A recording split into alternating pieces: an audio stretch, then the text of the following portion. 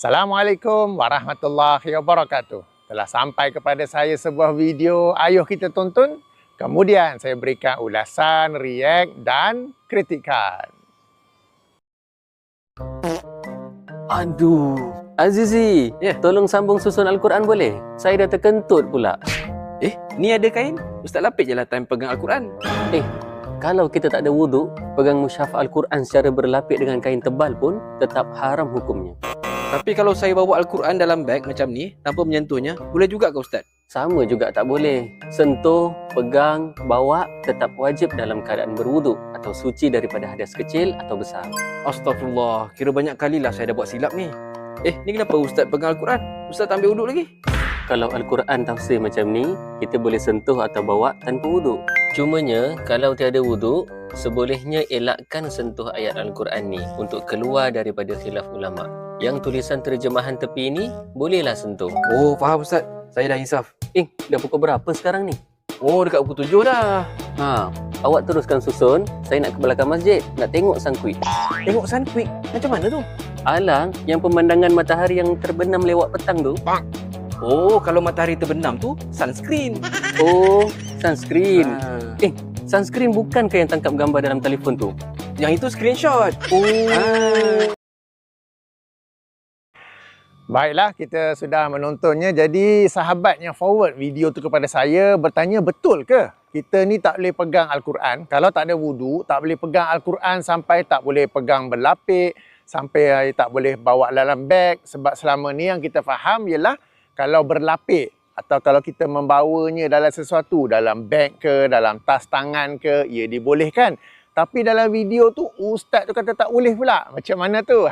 Okey. Para penonton yang dirahmati Allah, saya cerita sikit tentang hukum memegang ataupun menyentuh mushaf Al-Quran tanpa wudu. Yang ini dalam keadaan hadas kecil. Perbincangan ini bukan merujuk kepada orang yang sedang junub.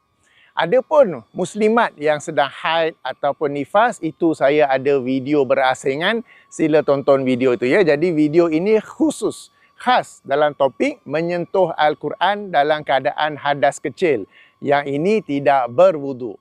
Baik, jumhur ulama, yang ini kesemua 4 mazhab, melarang daripada menyentuh mushaf Al-Quran tanpa wudu. Ataupun dalam erti kata lain, dalam keadaan hadas kecil.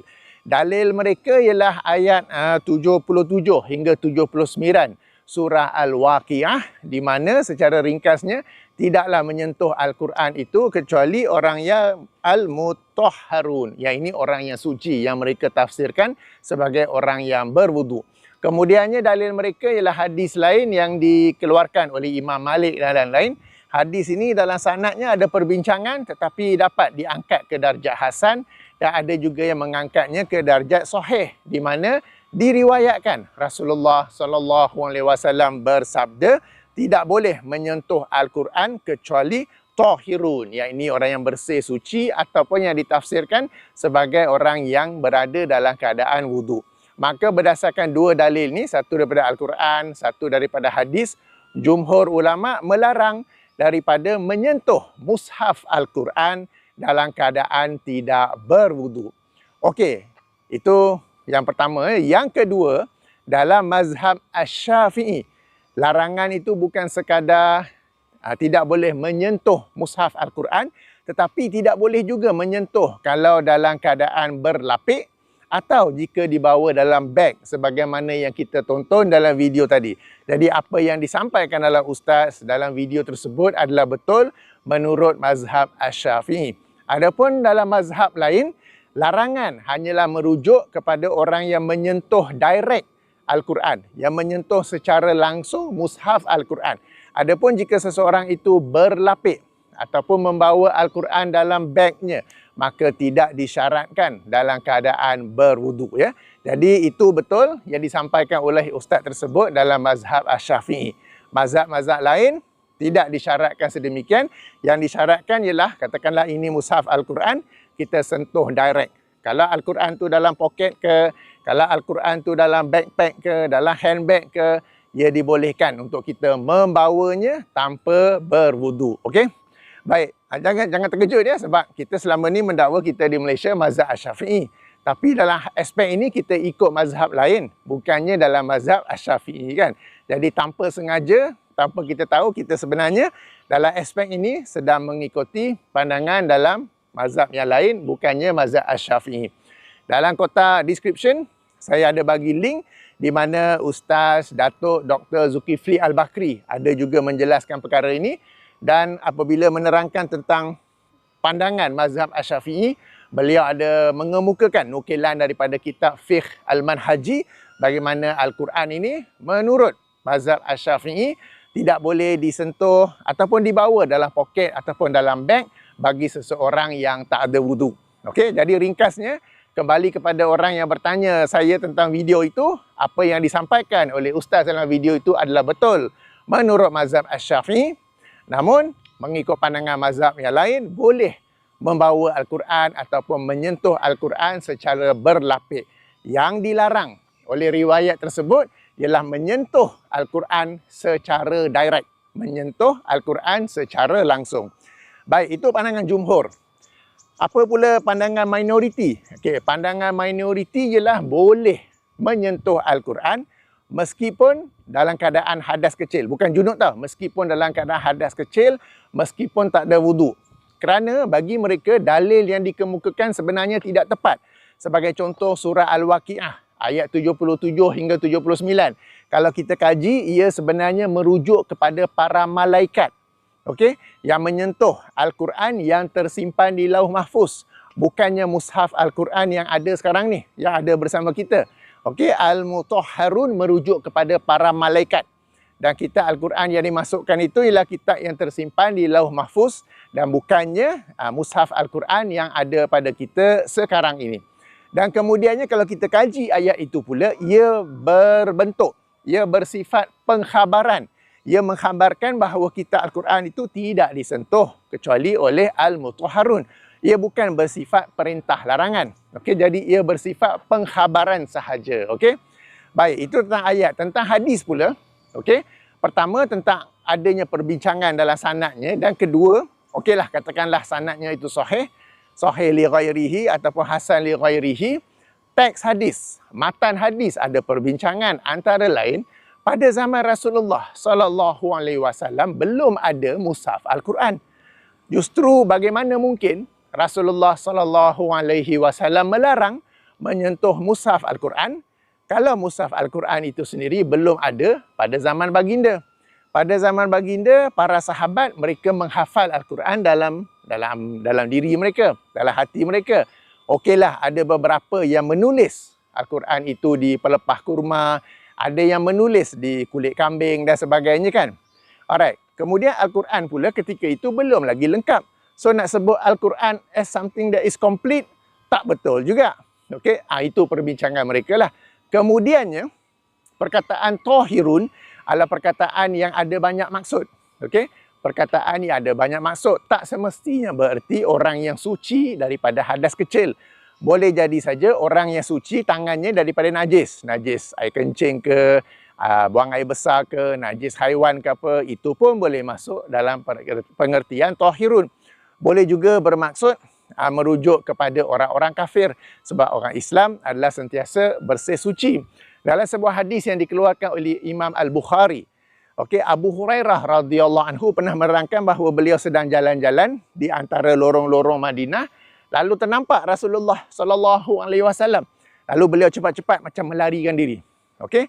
Kemudian beberapa ketika kemudian Abu Hurairah datang balik, lalu Rasulullah pun bertanya, "Wahai Abu Hurairah, tadi aku nampak, kenapa kamu melarikan diri?" Lalu Abu Hurairah menjawab, "Aku tadi dalam keadaan junub.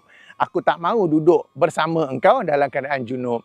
Maka Rasulullah sallallahu alaihi wasallam pun menjawab, sesungguhnya seorang Muslim tidak najis. Okay? Jadi seorang Muslim ni memang tahirun, tidak najis. Jadi hadis itu mungkin merujuk kepada orang yang bukan Islam. Okay, jadi ada beberapa maksud di situ.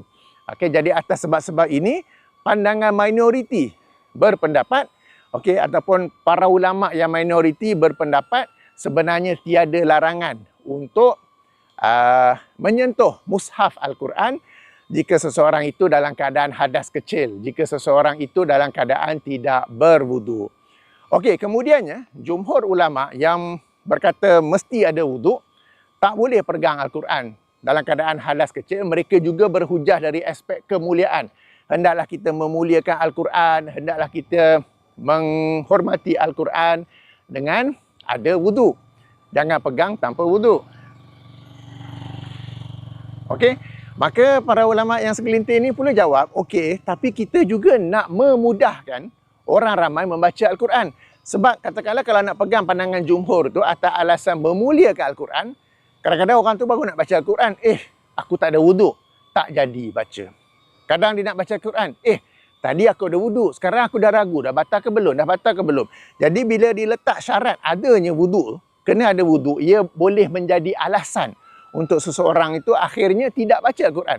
Jadi daripada nak memuliakan Al-Quran sehingga tak tercapai objektif tu, akhirnya menjadilah Al-Quran kitab yang ditinggalkan sebab seseorang itu ada alasan, aku tak ada wuduk, aku ragu-ragu ada wuduk untuk membaca Al-Quran. Jadi dibimbangi dalam rangka hendak memuliakan Al-Quran, akhirnya jadi terbalik. Al-Quran itu akhirnya tersimpan di atas rak almari saja ke dimuliakan oleh habuk dengan tai cicak sahaja. Okey. Jadi kemudian kita kena fikir juga, kalau ada orang Arab yang original, Arab yang bukan Islam, baru nak berkenalan dengan Islam, dia tak tahu baca bahasa lain kecuali bahasa Arab. Okey, jadi dia tak boleh baca terjemahan Al-Quran, dia tak boleh baca translation of the Quran, dia nak Quran yang Arab saja. Dia baru nak berkenalan dengan Al-Quran. Kalau kita nak syarat dia, tak boleh pegang, kamu tak ada wuduk. Dia macam, what? Ataupun macam mana nak pegang wuduk sebab dia belum Islam lagi. Dia baru nak berkenalan dengan Islam. Dan cara yang baik berkenalan dengan Islam ialah dengan membaca Al-Quran, dengan mengkaji Al-Quran. Tapi bila disyaratkan dia pun kena ada wuduk. Kemudian ada juga pandangan ulama sebahagian yang berkata kanak-kanak dikecualikan daripada syarat mesti ada wuduk. So, macam, kenapa dikecualikan pula? Apa dalil mengecualikannya? Kan mereka kata kanak-kanak ni susah. Sebab kanak-kanak umur kecil mereka belajar Al-Quran kan. Tapi dari sudut ada wuduk, tak ada wuduk, kadang ada, kadang tak ada, kadang dia orang kentut, dia orang tak tahu ke apa ke. Jadi dikecualikan kanak-kanak. Macam mana tu? Okey. Baik, ini sebagai penjelasan tambahan. Okey, dan kemudiannya satu lagi, perbincangan ni semua merujuk kepada mushaf Al-Quran yang bercetak. Adapun Al-Quran yang dalam phone, saya tak bawa phone sekarang, yang dalam phone dalam bentuk aplikasi, ia tidaklah begitu. Sebab Al-Quran dalam aplikasi itu, ia tersimpan dalam bentuk digital. Dan bukannya cetakan mushaf sebagaimana Al-Quran yang kita pegang dengan tangan, yang kita boleh buka dan membalak-balik muka suratnya, helaian-helaiannya ya. Semua perbincangan ini merujuk kepada mushaf Al-Quran. Dan kalau kita pun confused nak ikut pandangan yang mana, boleh saja pegang Al-Quran yang ada dalam handphone kita tu, dalam iPhone ke, dalam tablet ke, dalam iPad ke, dalam laptop ke, okey? Jadi seluruh perbincangan ini merujuk kepada mushaf Al-Quran.